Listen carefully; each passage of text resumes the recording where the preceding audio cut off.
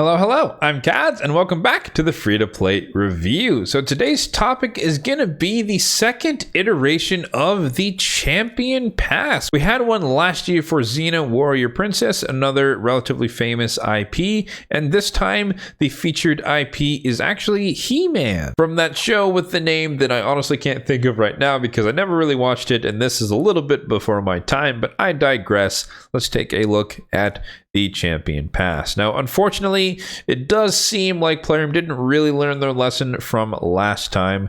They're still basically selling a champion for $40, at least to go down the elite path at the bottom and unlock the champion. The rewards are not really much better. You're still getting like a tiny bit, a laughable amount of silver. But yeah, I guess we might as well dive into the pros and cons. I mean, I think overall, it's nice for the free path, right? That's the one that applies to a majority of people because most people probably aren't going to think it's a good deal to buy this. But you get some glyphs, you get some energy along the way. The energy is a little bit more than last year, which is kind of nice. Last year, they offered like a few cruel bottom pieces, and this time we're getting accessories for Sacred Order. So at the very least, you might just get some cool upgrades for a champion you actually have on your account. But nonetheless, it's just like getting any other gear from Spider. But it is worth noting that the gear is 6-star legendary and or mythical, depending on if you buy the pass or not. And then from a monetary perspective, obviously a lot of people kind of scoff at the $40 price tag, but if you put it into the perspective of how much you might spend if you wanted to guarantee yourself a champion from a certain amount of shards, $40 won't even get you 2 sacred shards most of the time, and that's most certainly not going to guarantee you a legendary every single time. $40 is about 8 primals worth, and again, you fall into the same trap of that's probably not going to guarantee you a legendary. 16 voids, $40, and then 80 ancients, which is probably your best bet to guarantee yourself a legendary, but again, even then, 80 ancients can most certainly just be burned and get a bunch of rares and a couple of epics. So $40 to guarantee yourself a cool legendary champion is not really that bad of a deal in the grand scheme of things compared to how else you could spend money on acquiring champions in the game. But nonetheless, I understand it can be a sticking point for a lot of people. Looking at the champion, I think He-Man is pretty cool. He's not like extraordinary, meaning like you have to have him and you're going to be missing out if you don't get him. But I also think there is a little bit of value if you were to get him because I think he's a pretty solid champion. On the A1, attacks one enemy, places an extra hit if they're in the Corrupted Alliance, and it will fill his turn meter a little bit. On the A2 here, attacks one enemy that will ignore Stone Skin, so he can bypass Stone Skin, which is pretty prevalent in the meta going on today, and he also gives himself increased attack before attacking, so you don't have to worry about running in with an Arbiter or something like that. And then if he happens to kill the enemy, it boosts the turn meter of all allies by 30%, which can help them cycle through their abilities. Note that this is on a 4-turn cooldown, and this one's kind of probably the most interesting part of his kit, and from what I've seen from footage from other content creators, this does hit pretty darn hard, but it's an AoE attack, and the damage inflicted by the skill increases by 10% for each buff placed on this champion before the skill is used. Stacks up to 500%, which you probably won't ever see, but if you have a couple of buffs placed on him before he uses it, you're just going to get a little bit more damage out of it, and it hits relatively hard, especially when you boost it with buffs. But the damage increase will reset after the skill is used, so you can't just permanently increase it. And I guess I failed to mention, but all of his skills are based on attack and HP, kind of like a Rhodos the Lost Groom. So you can see there across the board, attack and HP. And that comes into play when we talk about his passive, where it will increase his attack and HP by 5% for each buff placed on this champion. And that does stack up to 50% and is permanent, so you don't have to worry about that resetting whenever he uses an ability. He'll also place a strengthen on himself at the start of each round, and he'll also place a strengthen buff on himself whenever an enemy drops below 50% after hit one of his attacks.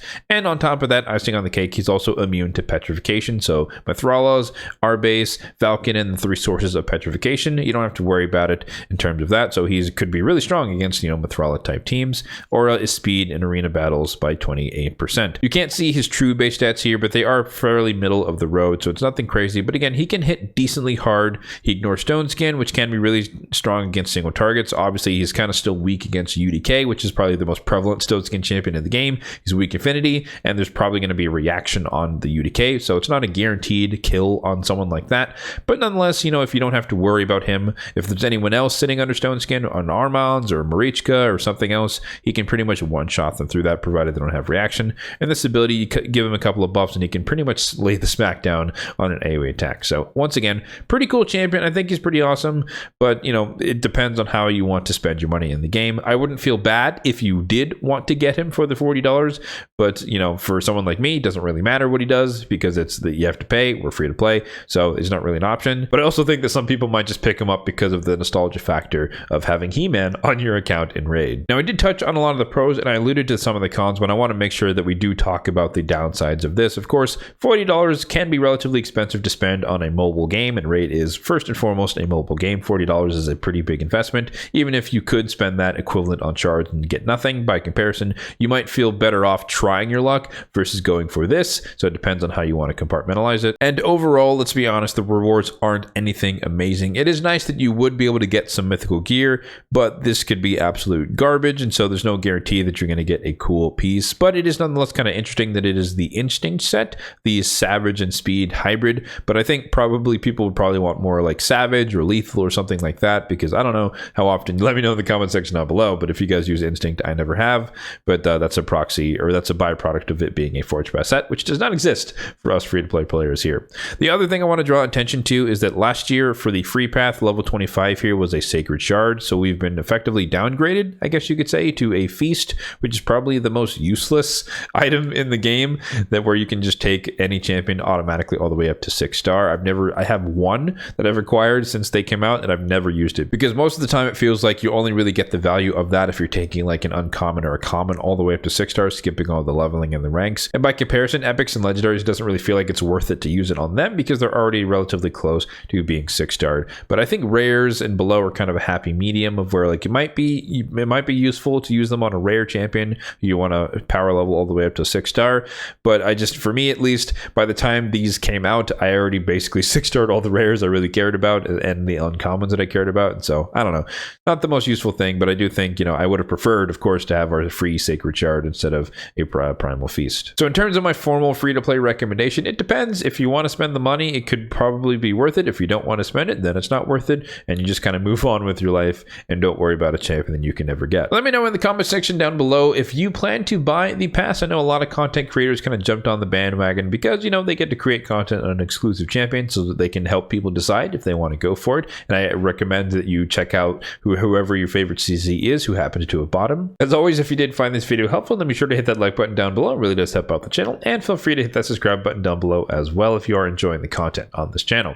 Thanks for watching and have a good one.